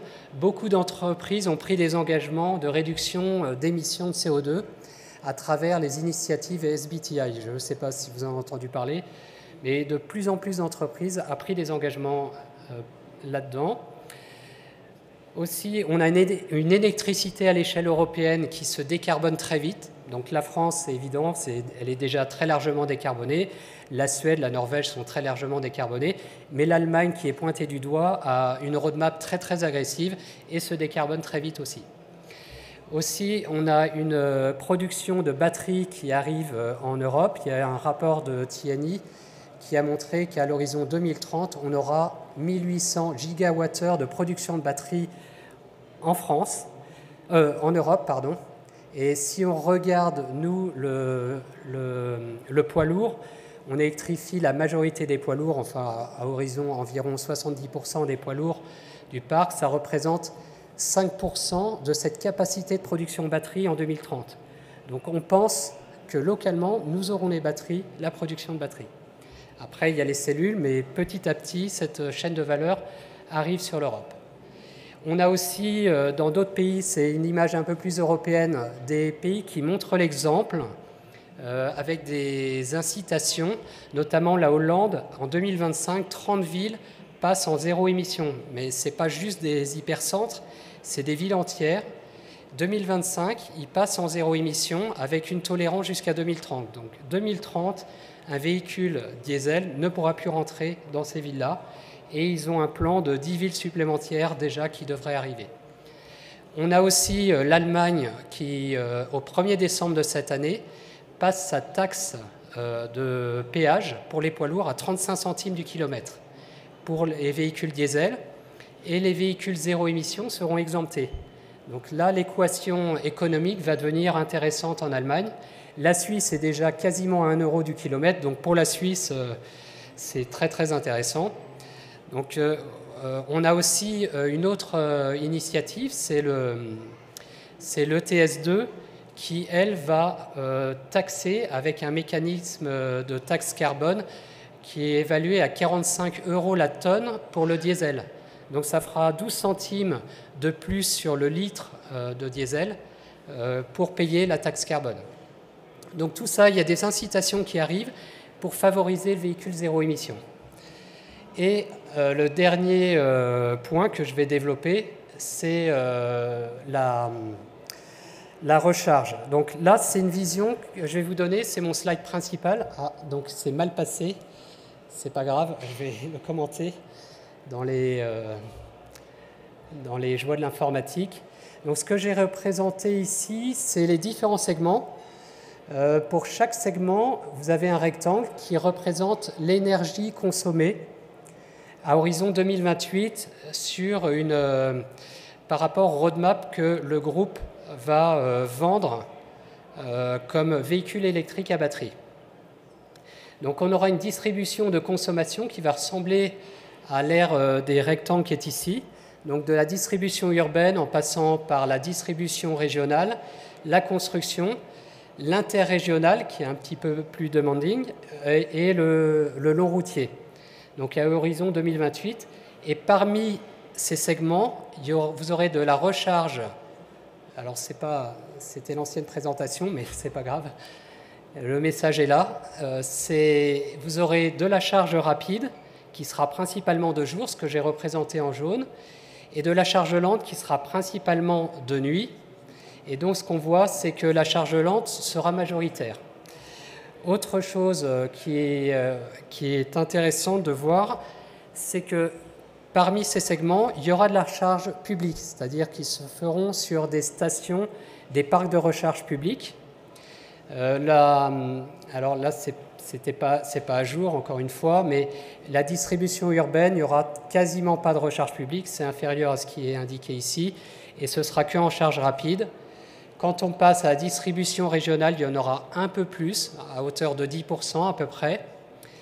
Et dans la construction, encore un peu plus. Et là où on va vraiment commencer à avoir beaucoup de recharge publique, ce sera pour l'interrégional et le long haul qui sera à hauteur de 50%. Mais ce qu'on voit, c'est que dans le public, une bonne partie sera encore en charge lente. Donc il faudra prévoir dans les stations de recharge publique des grands parkings avec beaucoup de bornes pour assurer la recharge des véhicules pendant la nuit. Autre message qui est intéressant, c'est que parmi tout ça, donc, la recharge privée va rester largement prédominante à hauteur de 75%. Donc 75%, il faudra équiper les dépôts de nos clients devront être équipés en recharge, en infrastructure de recharge. Donc tout notre travail actuellement chez Renault Trucks, c'est travailler avec nos clients, accompagner nos clients, faire un diagnostic de leur site pour voir s'ils ont une puissance installée suffisante. Donc déjà un premier niveau, vérifier que la distribution Enedis est suffisante. Deuxième niveau, c'est est-ce qu'ils ont s'ils vont passer, ils vont acquérir des camions électriques, donc ils vont passer dans une gamme de consommation supérieure. Donc il faudra sans doute qu'ils investissent dans un transformateur sur leur site, des choses qu'ils ne connaissent pas forcément.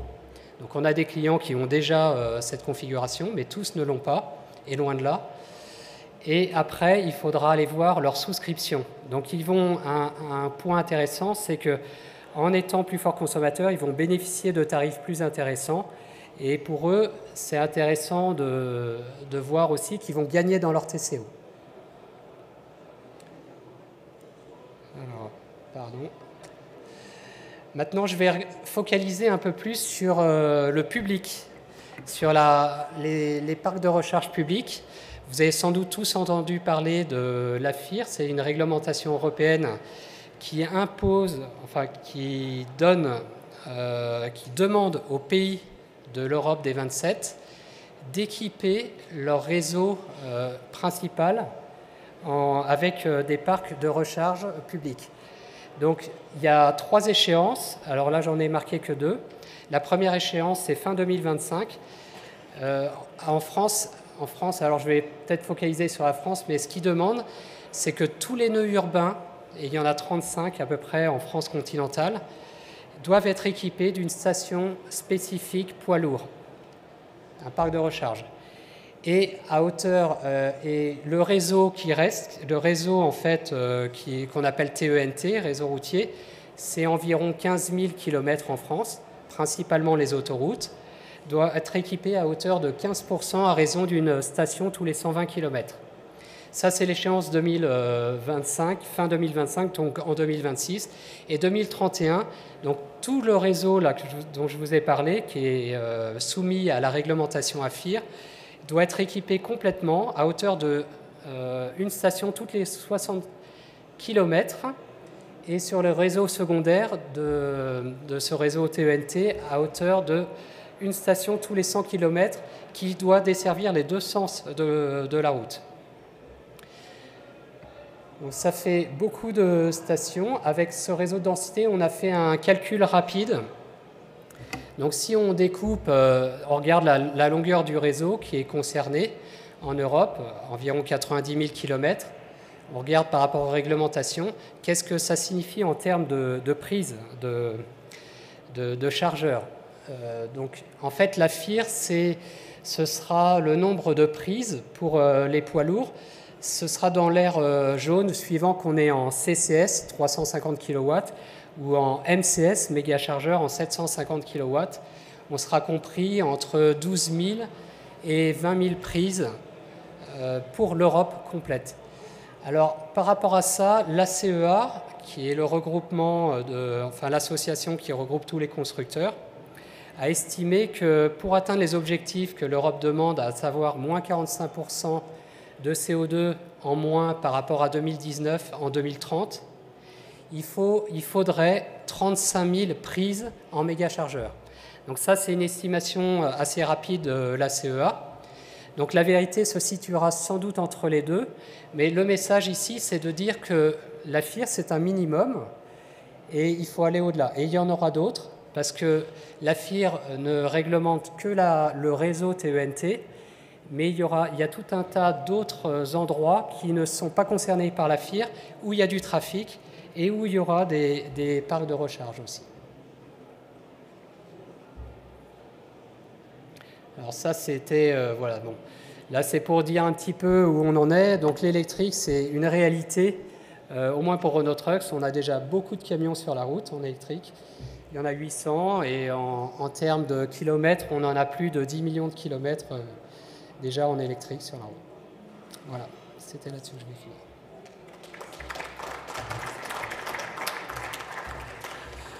Voilà, merci en tout cas pour cet exposé. Ça va nous donner en tout cas ces différentes présentations exposées, on va dire, comme on dit, des ingrédients pour pouvoir un petit peu parler, discuter tout de suite lors d'un...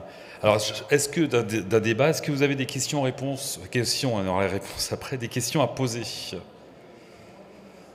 Oui, alors attendez, je vous...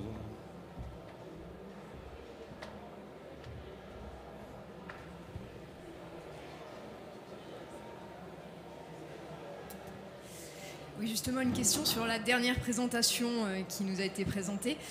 La répartition jour-nuit qui a été montrée pour le transport interrégional et de longue distance, elle correspond à une répartition sur la puissance ou sur le nombre de bornes?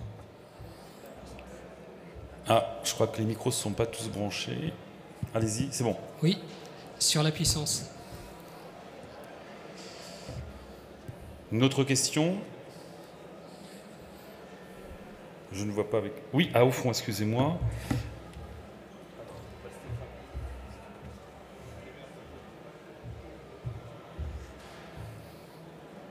Si vous pouvez vous présenter, poser la question, merci. Bonjour à tous. Le groupe Paprec dans le recyclage, Monsieur Gonneau. En fait, j'ai une question sur l'induction et les rails. Est-ce qu'il y a une incidence sur l'infrastructure routière? Est-ce que ça peut économiser justement les changements en termes de... Qui peut répondre? En termes de goudron. Cours, Bernard. Hein.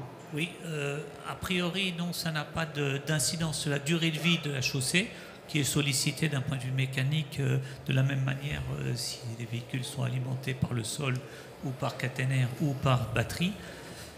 Par contre, il y a des points de vigilance sur les systèmes dans le sol, que ce soit les rails ou l'induction, qui pourraient éventuellement induire des dommages plus prématurés aux chaussées si toutes les précautions ne sont pas prises en termes soit de liaison mécanique, ça c'est plutôt le rail, ou d'échauffement, c'est plutôt l'induction.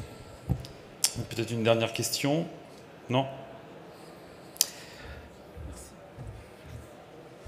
Je vous propose de passer donc à la table ronde et je vais demander donc à Estelle Chevalier de la DGITM de venir nous rejoindre, Axel Nicolas Lemignan d'Enedis, Ghislaine Maillemont à P2R, Jean-Marc Ivera de l'OTRE, Henri Pacalin d'Daimler Truck France et Thierry Carbonel d'Air Liquide. Voilà, je vous donne les micros.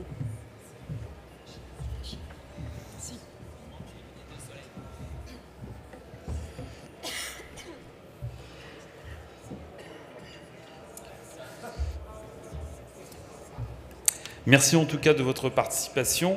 Alors on va essayer de débattre, c'est un grand mot en tout cas, d'évoquer, de revenir un petit peu sur ce qui a été présenté en préambule par les différents intervenants.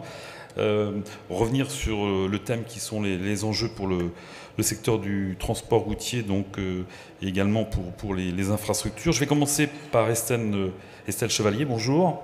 Bonjour. Vous êtes donc de la DGITM et justement votre mission est de coordonner, donc c'est récent, c'est ça, de coordonner les bornes électriques sur le réseau, donc tant en VL qu'en PL.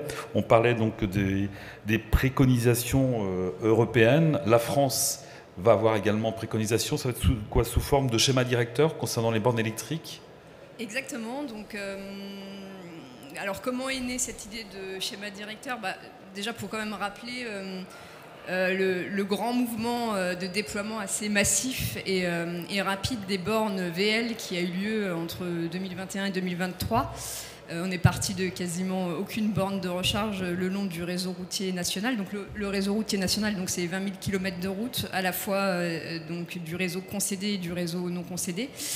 Et aujourd'hui, on est arrivé à déployer à peu près 2800-3000 bornes de recharge très rapides qui sont aussi bien complétées sur des endroits situés à proximité des échangeurs routiers. Donc, ça a permis de faire face à l'explosion du nombre de ventes de véhicules légers électriques. Et c'est vrai que là, on se rend compte qu'on est un peu au début de l'aventure, puisque à la fois, et je crois que ça a été rappelé tout à l'heure, le besoin VL va continuer d'augmenter. Et on se retrouve aussi à devoir équiper le réseau pour les poids lourds, pour initier du coup le mouvement d'électrification qui est important pour le ministère des Transports. Et donc, et de là est née cette idée de réaliser un schéma directeur de déploiement, donc à la fois sur les bornes VL et les bornes PL, qui doit couvrir les horizons assez court terme pour 2027, 2030, mais aussi donner une vision, puisqu'on a tous, je pense, collectivement partagé le besoin de l'anticipation, donc qui doit pousser à 2030, voire 2040, la vision qu'on peut avoir sur l'équipement de l'infrastructure. Et l'idée, c'est que ce schéma directeur finalement soit la feuille de route à la fois pour les exploitants routiers, donc les concessionnaires d'autoroutes et les gestionnaires des routes qui sont encore de l'État, et soit également une contribution, tous les travaux qui ont été rappelés tout à l'heure aussi pour l'adaptation du réseau électrique et la capacité de pouvoir anticiper les travaux à mener sur le réseau électrique par les distributeurs d'énergie, de manière à être prêt et à pouvoir aussi réduire la durée des projets. Alors ce schéma directeur, ça sera pour quand à peu près? Alors, vous allez pour le présenter. Premier trimestre de l'année 2024, donc on travaille beaucoup avec les différents acteurs qui sont ici présents. Donc l'idée, c'est une reprise de tout ce qui a pu être fait. De la FIR notamment à la base? Alors, pas vraiment la FIR, mais les travaux de l'AVER, les travaux d'Enedis, Total Energy et Vinci qui viennent d'être présentés. Et voilà, de donner une vision un peu qui reprend ces différentes estimations, qui repart aussi d'une modélisation qui est en train d'être réalisée aussi chez nous. Et effectivement, alors vous parliez de la FIR. La FIR, ça sera une donnée d'entrée. Comme ça a été très bien mentionné là tout à l'heure, c'est une vision minimum. Donc, ça préconisation. Voilà, ça c'est un lancement, on va dire, c'est la rampe de lancement pour équiper le réseau.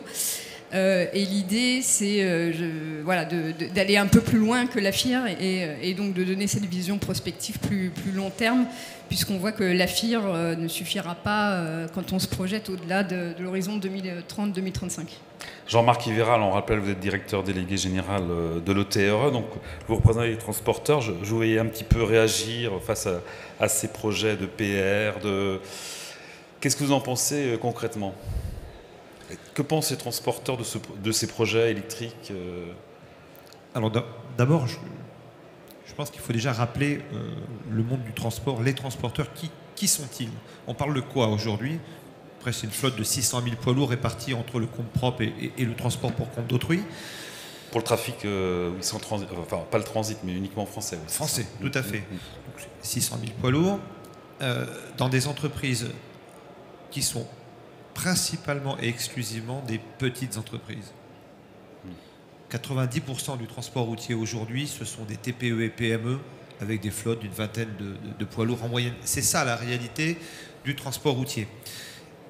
Avec tout le respect que je dois aux très très très grandes flottes et aux très grands noms du secteur, le modèle ne doit pas se décliner sur leur capacité des plus gros à arriver à quelque chose, mais bel et bien comment on va accompagner cette très large majorité des entreprises vers cette transition énergétique.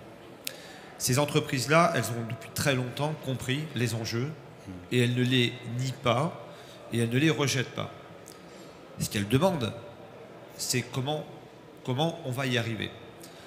Ce qu'elles vivent aujourd'hui régulièrement, c'est tout ce qu'on peut entendre, les règlements, AFIR, enfin, on peut lire tout ce qui est écrit, tous les objectifs. Mais pour une entreprise de cette taille-là, c'est terrorisant. C'est très anxiogène. Et puis vous rajoutez des enjeux de fiscalité, des menaces de fiscalité, c'est l'alourdissement de la fiscalité sur les carburants, notamment le diesel, c'est des incitations, des obligations de restriction de circulation, c'est des ZFE. Ce contexte-là est très anxiogène, donc elles ont besoin de savoir où est-ce que nous allons. C'est tout l'objet des travaux que nous avons entamés, et je le répète quand même, à l'origine, fortement à la demande de la profession, des travaux de task force devenue feuille de route de décarbonation, qui avait pour objectif, à travers la stratégie nationale bas carbone telle qu'elle était fixée à l'époque, de regarder comment on allait pouvoir atteindre ces objectifs-là. Donc de remettre du réalisme dans ces objectifs. Très clairement, les travaux ont été de très très bonne qualité. On y voit beaucoup plus clair. Après, sur tout ce qui est en train de se faire en place sur la planification, si j'ai aujourd'hui une expression à dire, très clairement, pour nous, c'est très insatisfaisant. On est en train de recréer une planification sur des objectifs théoriques. Vous dites, madame, effectivement, la FIR, ce sont des objectifs minimums. Et il va falloir être plus ambitieux. Très concrètement, les objectifs minimums, ils ne seront jamais atteints. On est en train de revoir, là, d'entamer les travaux de révision de la stratégie nationale bas carbone. On est en train de refixer des objectifs dont on sait pertinemment qu'ils ne seront pas atteints. On reconstruit simplement des objectifs pour atteindre quoi ? Et ça, on peut tout à fait l'entendre, mais il suffit simplement d'être très clair, pour atteindre théoriquement ce qu'on doit faire pour obtenir la neutralité carbone en 2050.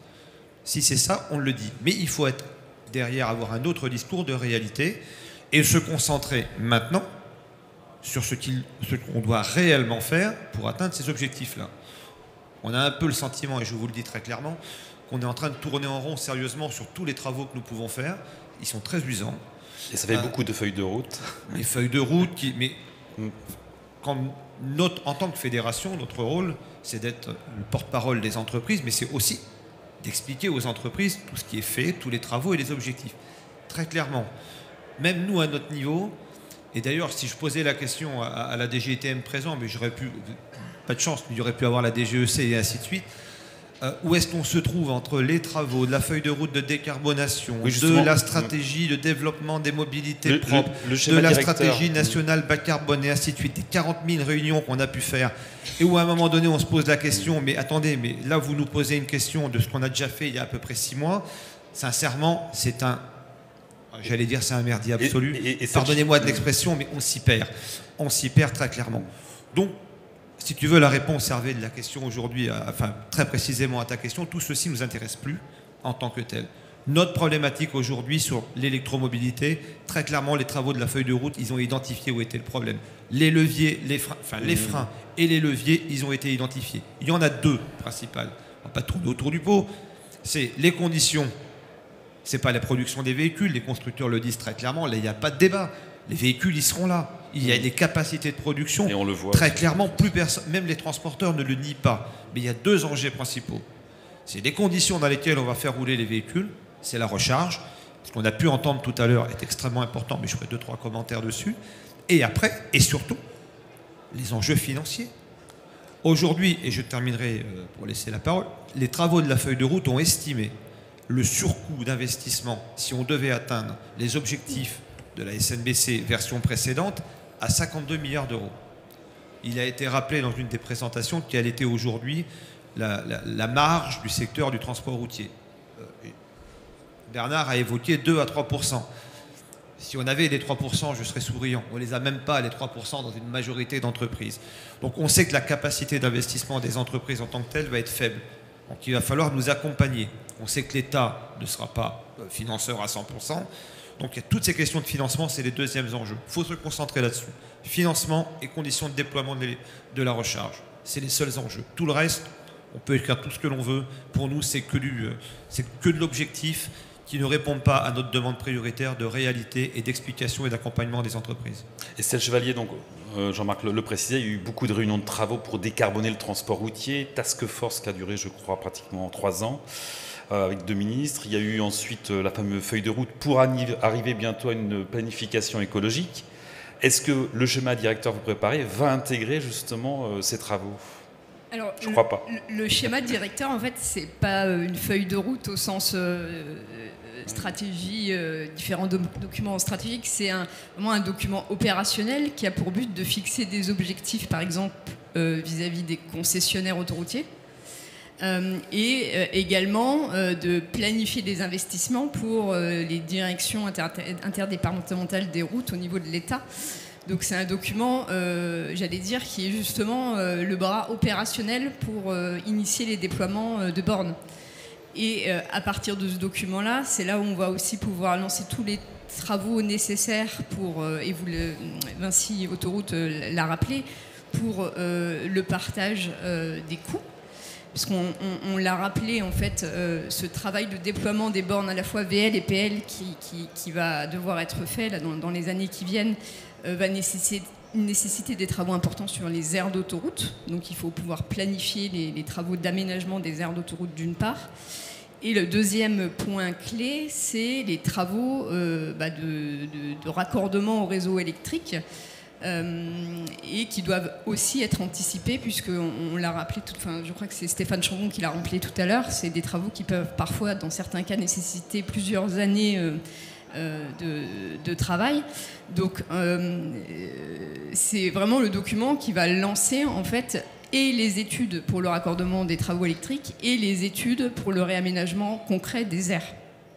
Oui, en 10 secondes, je vous réponds, madame. Je partage, on n'a pas de problème dans ce que vous dites. Mais je vais vous prendre un exemple très concret. Je ne crois pas qu'ils attendent ce document-là pour commencer à travailler là-dessus. La preuve, regardez l'étude effectivement sur la recharge faite par Total Energy, Enedis et Vinci sur la recharge en itinérance. On voit bien que les travaux sont entamés. Mais par contre, j'entends aussi un certain nombre de choses. Quand on me dit effectivement sur l'itinérance, aujourd'hui, la mise en place d'un poste source, c'est 7 ans. Ça veut donc dire que globalement, il ne faut pas envisager qu'on commence vraiment à installer des bornes de recharge en poids lourd à des échéances. 7 ans, je ne suis pas très fort, je ne suis pas ingénieur moi, mais on est en 2023, ça veut dire que rien ne débute concrètement sur la longue distance avant 2030. Or, je vous rappelle 2 chiffres. Ce que disait la SNBC en termes de nouvelles immatriculations en objectif en 2030, c'était 23% des nouvelles immatriculations en véhicules électriques. Il y a 50 000 immatriculations poids lourds actuellement par an. 23%, donc on va vous diviser, c'était globalement un chiffre par rapport à ce que l'on... Il a été rappelé qu'il y avait 800 véhicules aujourd'hui qui avaient été électriques à aujourd'hui. pardon, Renault. Bon, enfin, on n'est pas à des chiffres on doit être à extrêmement élevés en termes 690. Oui. Donc, on est en train. Donc, 23%, c'était les chiffres. Or, dans la stratégie de développement des mobilités propres dont on est en train de parler, vous pouvez nous rappeler à quel niveau on situe maintenant la production, l'objectif en matière de nouvelles immatriculations électriques en 2030? En 2030, c'est... le double, madame. C'est 20 000 poids lourds qui seront électrifiés à l'année 2030. Et donc en cumulé entre maintenant et 2030, ça correspondrait à 80 000 poids lourds électriques qui circuleront. Merci madame. Donc c'est bien le double, ce que vous êtes en train de me dire en chiffres, c'est le double des objectifs de l'ancienne A7BC, alors même qu'on a fixé, on a très clairement dit où étaient les difficultés de recharge et qu'on est aujourd'hui en train de dire que de toute façon, déjà sur la recharge, rien ne débutera au mieux avant 2030 sur l'itinérance. C'est à peu près ce que vous avez dit. Je ne sais pas si c'est faux. Moi, mais moi je le dis. Attendez, on va vous donner un micro. Non, je ne parle pas des ERS. Je parle bien de l'étude aujourd'hui sur la recharge en itinérant. Mais mon propos, il n'est pas de nier ça. Très clairement, je réitère mon propos, il n'est pas de dire les choses ne se feront pas. Et on est en train de dire nous-mêmes tout le contraire. Les choses doivent se faire. Je dis simplement attention aux chiffres. Moi, aujourd'hui, si on laisse penser qu'il y aura 80 000 poids lourds électriques en 2030 en stock, sincèrement, si c'est les chiffres auxquels on croit, si vous croyez en ces chiffres, même en tant que constructeur, sincèrement, on est en train de tenir un discours qui est peut-être théorique, mais qui n'est pas réaliste. Or, il y a des gens qui écoutent ça. Et je pense notamment à certains élus locaux. Nous, on vit le terrain. Demain, on va vivre les ZFE, avec certaines positions politiques, dont certaines sont très, très, très fortes. C'est pas une région qui met un peu... j'y vis tous les jours, la région parisienne. Aller dire qu'il y aura 80 000 véhicules électriques à Madame Hidalgo, vous allez voir ce qu'elle va en faire de la ZFE de Paris avec la ZTL.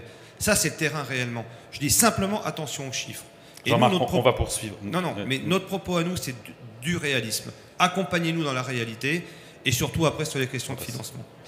Alors, on va faire un point sur la partie constructeur, justement avec Henri Paquelin. Alors, on le voit, c'est la meilleure preuve ici à Solutrans en termes, on va dire, de technologie, d'offre véhicule, contrairement à ce qu'on entend dire souvent. L'offre est quand même assez importante en électrique de l'utilitaire au poids lourd, puisqu'on passe en plus une étape, on le voit bien cette année dans l'édition 2023 de Solutrans, puisqu'on est maintenant en tracteur électrique donc commercialisé. Henri, alors, j'ai pas entendu dans les études, dans ce qu'on disait cet après-midi, le fait que les constructeurs proposent aussi des solutions de recharge électrique. On parle beaucoup d'installation sur les airs, mais j'ai pas entendu dans les études justement que les constructeurs proposaient aussi. Alors il y a notamment des solutions de recharge électrique mobile, entre autres, mais vous regroupez justement pour cela. Alors, tout à fait. Premier point, nous constructeurs, on a une offre de produits électriques, que ce soit tracteur ou porteur, nous sommes prêts, que ce soit Daimler Truck ou autre. À la Chambre syndicale des importateurs vous confirmera que chaque constructeur est prêt. Ça, c'est la première chose. Deuxième chose, c'est vrai qu'on s'oriente maintenant vers une politique de recharge, donc d'infrastructure. À la SIAM, les adhérents ont des partenariats différents. Comme nous, Daimler Truck, nous allons communiquer prochainement sur un partenariat avec un système de bornes très performant. Et donc, c'est aussi pour nous un moyen d'aider nos clients, donc les transporteurs. Et je voudrais quand même souligner les propos de M. Rivera, parce que, sincèrement, on rentre dans un nouvel écosystème qui perturbe complètement le business model des transporteurs. Et le message qu'il faut faire passer, Hervé, aujourd'hui, demain et après-demain, c'est que l'Europe n'est pas harmonisée et que la France ne fait pas assez d'efforts par rapport aux autres pays, notamment l'Allemagne, je suis bien placé pour le dire, pour justement assurer cette feuille de décarbonation. Nous, les constructeurs, nous sommes prêts. Et il faut qu'il y ait plus d'action de l'État pour plus de financement, mais également au niveau de la fiscalité. Et l'Allemagne, je suis désolé, elle joue le rôle, et on le voit au niveau des immatriculations. Le niveau d'immatriculation en véhicules électriques en France, il est ridicule. Et si on le compare à d'autres pays, alors avant de parler de recharge, je suis désolé, parlons de la feuille d'étape, enfin la première étape, c'est pas la recharge, c'est l'achat de véhicules électriques. Et il faut aider ces sociétés de transport qui sont le tissu industriel de notre pays. Et on est en train de les tuer. Donc je fais passer un message en disant on a besoin des administrations publiques, on a besoin de subventions et pas d'appel à projet qui est une usine à gaz. Il faut des subventions claires avec des procédés. À la SIAM, on a organisé une journée, la e-décarbonation en septembre. Le processus d'appel à projet, mais demandez à un politicien ou à un fonctionnaire de le comprendre et de remplir les documents. C'est incompréhensible. Oui, rappelons que vous êtes également donc, président de la branche VI de la SIAM, j'ai oublié de le préciser. Et le but, c'est pas de critiquer, le but, c'est de jouer... D'avancer.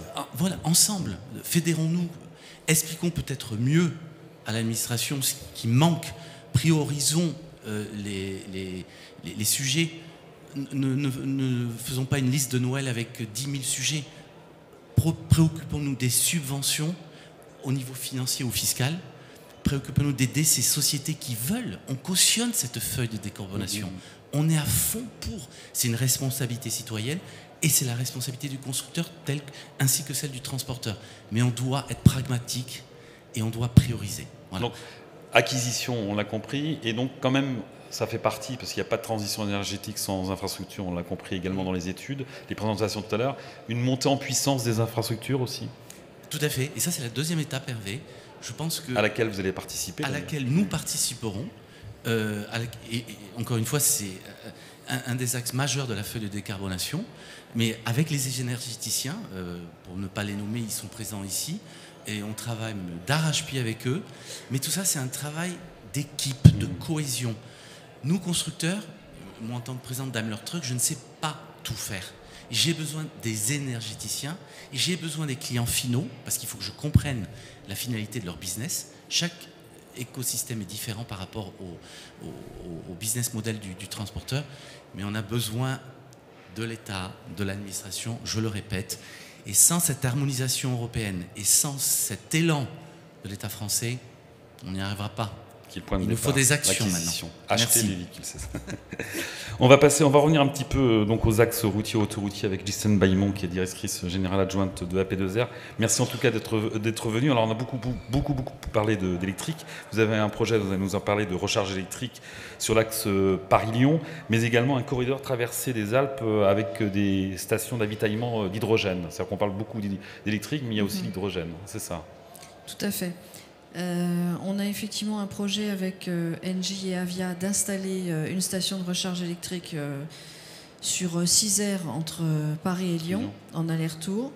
Donc ça devrait être opérationnel à partir du printemps 2024. On a aussi un projet que l'on vient de signer parce que sur le corridor alpin, puisqu'en fait le tunnel du Mont Blanc nécessite beaucoup de travaux sur sa voûte, et de fait il va être fermé de longs mois, et du coup tout le trafic va être reporté sur le tunnel du Fréjus, et l'idée c'est plutôt d'essayer de décarboner le passage de la frontière sur le Fréjus. Donc on vient de signer un protocole d'accord avec une société qui s'appelle Impulsion, qui est peut-être connue, qui est financée par la région Aura, par le Crédit Agricole, Michelin, enfin voilà, c'est un consortium, le Pays de Maurienne et nous, pour travailler sur l'installation d'une station donc hydrogène en dehors de l'autoroute, mais pour poids lourds, destinée aux poids lourds, tout à fait. L'idée, c'est de faire passer 30 poids lourds et de regarder un peu le modèle économique, notamment lié à l'acquisition, bien sûr, du camion, et qui servira aussi à faire passer les personnes qui travaillent sur le TELT aussi. Donc la station, elle est à l'extérieur de l'autoroute, mais bien sûr au bord de l'autoroute. Donc là, on vient de démarrer, on a signé le 30 septembre, et l'idée, c'est d'avoir un coût global qui soit à 120% du coût équivalent hydrogène en totalité. Bien sûr, il y aura aussi le sujet du péage, bien évidemment. L'idée est aussi de baisser le prix du péage pour participer à cet effort global. Il y aura une baisse du péage, d'accord, pour les poids lourds. Enfin, pour l'instant, il n'y a pas de poids lourds hydrogène. Alors, il y a la directive Eurovignette qui va permettre un certain nombre de choses, puisqu'aujourd'hui, le prix du péage poids lourd est bloqué.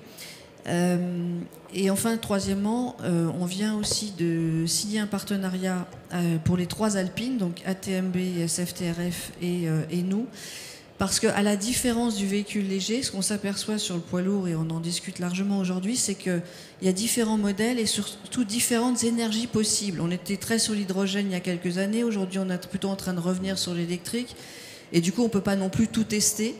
Donc l'idée c'est que on s'est associé ces 3 sociétés pour partager en fait les différents projets. ATMB est dans le projet PIA 4 avec donc le rail. Nous on est donc sur l'hydrogène. ATMB aussi a un projet de station hydrogène. Voilà, l'idée c'est qu'on partage vraiment tout ce qu'on a signé déjà les uns et les autres, et que finalement on démultiplie nos forces, et que si demain il y a encore un projet qu'on puisse faire, bah voilà, on le partage et on voit qui va sur ce projet. C'est la difficulté qu'on a avec le poids lourd. C'est plusieurs énergies encore possibles aujourd'hui, et puis avec des modèles économiques qui n'ont quand même rien à voir avec ce qu'on a avec la voiture. Et mix énergétique, ça veut dire des stations d'avitaillement électrique, hydrogène, voilà. Gaz. On ne peut pas tout avoir peut-être sur voilà, un max autoroutier. Voilà, on ne peut pas tout avoir sur étagère, c'est pas possible. Donc, et unifier les projets, hein, c'est ce que vous disiez. Hein, exactement. Voilà. Je vais revenir maintenant donc plus, on va dire, aux investissements également qu'entraînent ces infrastructures avec ces mix énergétiques, avec Axel Nicolas Lemignan, donc responsable études de l'innovation et développement au pôle mobilité électrique d'Enedis. Axel, ce sont de gros investissements, notamment plus on augmente en fait la capacité, le poids des véhicules, pour les poids lourds, tout ce qui concerne les infrastructures. Alors, les investissements pour Enedis, en gros, ça représente 2 volets. Un premier volet qui est il va falloir équiper en solutions de recharge tous les locaux des transporteurs dont on parlait, tous les dépôts, tous les plateformes logistiques. Et ça, c'est un énorme travail parce que il y en a partout en France. C'est très morcelé, comme vous l'avez rappelé. Et chacun, il y en a un qui a 20 camions, l'autre 50, etc. Et à chaque fois, il va falloir augmenter la puissance parce qu'aujourd'hui, ils ont des puissances électriques très faibles pour leurs besoins. Frigo quand il y a des frigos, clim, etc. Mais c'est à peu près tout. C'est très faible par rapport à la puissance qu'il va falloir nécessiter pour recharger les véhicules au dépôt. Et le deuxième volet, c'est l'itinérance, on appelle ça comme ça. C'est toutes les recharges donc sur le long des routes et autoroutes. Et là, le sujet, il n'est pas tant combien ça va coûter la mobilité lourde, mais combien ça va coûter l'itinérance. C'est-à-dire que ce qu'on a présenté rapidement, ce que Stéphane a présenté rapidement dans l'étude, c'est qu'en fait, on va trouver des aires d'arrêt sur lesquelles on va trouver de la recharge pour les poids lourds et pour les véhicules légers. Et tout l'enjeu, c'est de travailler avec tous les acteurs de l'écosystème. Donc on a parlé des sociétés concessionnaires d'autoroutes, on a parlé des directions régionales de l'équipement, enfin ça s'appelle plus comme ça maintenant, mais bon, pour organiser ces infrastructures de recharge et qu'elles soient disponibles dès que les poids lourds seront disponibles.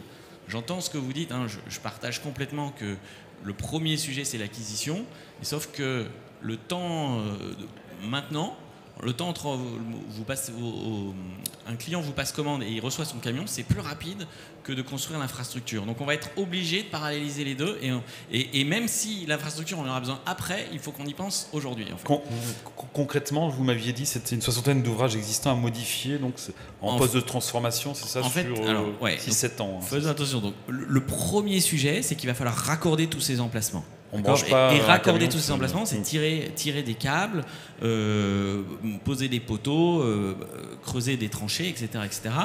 Et ça, c'est l'énorme majorité en euros. Là, on a parlé de 620 milliards d'euros d'ici 2035. L'immense majorité de ce montant, il est dans tous ces raccordements. Mais ces raccordements, il faut 12 mois, 18 mois en général pour les faire, pour les plus compliqués. Donc, on n'est pas très loin de ce qu'il faut, le temps de remplir tous les dossiers administratifs pour avoir les primes et de passer commande. On va y arriver. En revanche, il y a une 60aine d'ouvrages en France qu'il va falloir ou refaire ou créer de toutes pièces pour arriver à fournir l'énergie nécessaire pour la mobilité légère et lourde, j'insiste, en 2035. Donc on n'a pas besoin pour la semaine prochaine, hein. On n'a pas besoin même pour 2030, c'est pour après. Et ça, comme il faut 7 ans minimum pour arriver à le faire, mais il faut qu'on le décide aujourd'hui. Donc ça veut dire qu'aujourd'hui, vous n'êtes pas prêt? Ça veut dire qu'aujourd'hui, On en vend des l'état des camions, des réseaux, véhicules, on est capable d'absorber les quelques centaines de camions sans problème. Mais pas les milliers. Les dizaines de milliers qui vont arriver d'ici 2030 sans problème.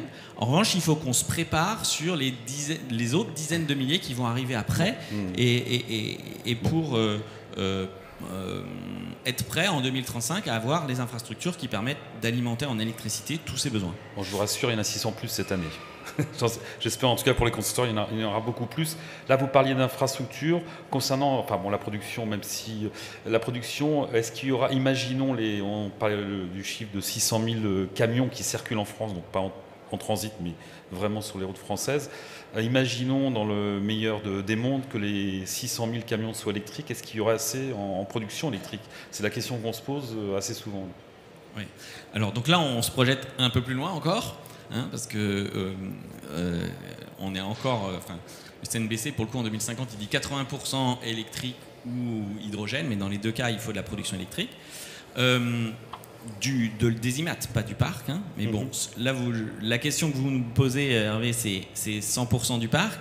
On a fait des calculs, notamment avec RTE et avec les grands producteurs d'électricité en France. Donc RTE, il prévoit en 2035 une consommation totale de la France de l'ordre de 600 TWh. D'accord ? La mobilité électrique lourde, en 2035, nous on l'estime 10-12 TWh. Donc vous voyez, on est à 10 pour 600. Donc on est à quelques pourcentages de la production. Aujourd'hui, la production électrique, elle est tirée essentiellement par la décarbonation, donc l'arrivée de l'éolien et du photovoltaïque en grande quantité. Les consommations, on est plutôt en baisse sur les consommations électriques hors nouveaux usages, c'est-à-dire qu'en gros, il y a beaucoup d'efforts de sobriété. On remplace son convecteur électrique par une pompe à chaleur, etc. etc. Donc globalement, on va avoir une réserve de production qui permettra de couvrir les mobilités électriques d'une manière générale et la lourde en particulier, parce qu'on est sur des chiffres qui sont relativement modestes au regard de la consommation électrique France. Thierry Carbonel, on va revenir, donc d'Air Liquide, on va revenir sur l'hydrogène parce qu'on l'oublie, mais l'AFIR, c'est des préconisations non seulement sur l'électrique mais également sur l'hydrogène. Vous avez donc en projet, vous allez nous en parler, un réseau de stations hydrogène, c'est, je crois avec Total, c'est une centaine de stations, alors pas uniquement en France, on est d'accord, c'est sur l'Europe. Exactement, et je pense que certains l'ont bien expliqué, il n'y aura pas une solution pour remplacer le diesel parce qu'il y a une multiplicité des cas d'usage et dans les poids lourds on aura plusieurs énergies et on va vivre avec ça pendant très longtemps. Et effectivement, chez Air Liquide, on travaille en collaboration avec Total Energy, Stéphane Chambon l'a mentionné. On vise à déployer une infrastructure de ravitaillement des poids lourds pour faire des pleins d'hydrogène à la même rapidité et à la même vitesse qu'un plein de diesel. Donc c'est-à-dire faire un plein en moins de 20 minutes pour 800 à 900 km d'autonomie, que ce soit de l'hydrogène gazeux et liquide. Et on vise à déployer d'ici 10 ans 100 stations dédiées poids lourds qui seront dimensionnées pour cet usage-là. Sur 3 pays. Alors sur l'Europe de l'Ouest principalement, effectivement, donc France, Allemagne, Benelux, qui concentre le gros du trafic de l'Europe de l'Ouest. Et vous pourriez penser que c'est un effort colossal. En fait, pour information, il y a déjà 700 stations hydrogène dans le monde qui existent. Donc c'est une technologie qui est mature. Il y a plus de 5000 camions hydrogène, poids lourds, 40 tonnes, 44 tonnes, qui roulent en Chine tous les jours. Donc le camion hydrogène, on n'en a pas parlé beaucoup aujourd'hui, mais c'est une réalité qui va être opérationnelle avec un temps de recharge qui est comparable au diesel. Et effectivement, on travaille beaucoup sur la production et la distribution de cet hydrogène avec Total Energy pour pouvoir avitailler les poids lourds routiers en France, plutôt sur des cas d'usage de longue distance. Alors je vois Jean-Marc avec quel camion, c'est ça. On a donc, alors on peut parler du projet qui est un peu plus concret avec Iveco à Fos-sur-Mer, c'est ça. C'est-à-dire que vous ciblez 50 véhicules. Alors effectivement, on a engagé une collaboration... D'ici 2 ans, c'est ça. Effectivement, Hervé, on a engagé une collaboration avec Iveco où on a ouvert la première station haut débit aux pressions 700 bars pour du poids lourd à Fos. On vise à créer un écosystème avec 3 stations autour de Fos pour 50 camions Iveco. On travaille également avec Daimler Truck, puisqu'on a fait 25 refueling d'hydrogène liquide pour les prototypes de Daimler Truck en Allemagne, qui ont fait 1000 km d'autonomie en un plein. Et puis on sait qu'il y a d'autres constructeurs qui sont actifs dans le développement des poids lourds hydrogène, Volvo notamment, qui est très actif sur le sujet, mais aussi MAN et Scania qui travaillent sur des solutions qui seront sur le marché entre 2025 et 2030. Bon, je pense qu'on aura l'occasion d'en reparler d'ici le prochain Solutrans. Je suis désolé, on est obligé d'écourter parce qu'on a beaucoup parlé, on a dit beaucoup de choses. Est-ce qu'il y aurait des dernières questions avant de refermer cette conférence? Alors, on va vous donner ce micro. Merci. Oui, bonjour, Louis Dupasquier, Vinci Autoroute. Moi, j'avais une question pour M. Carbonel et d'ailleurs pour aussi M. Pacalin. Quid de l'hydrogène décarboné, mais qui ne passe pas par une pile à combustible, mais qui serait directement brûlé dans un moteur thermique? Alors, je vais apporter un premier niveau de réponse. Le producteur d'hydrogène est agnostique sur le transformateur, que ce soit une pile à combustible ou un moteur à combustion thermique. La seule différence qu'on y voit, c'est que peut-être le camion à hydrogène à moteur à combustion thermique sera moins cher en prix d'achat initial, mais je laisse Henri confirmer l'intérêt technique des deux solutions.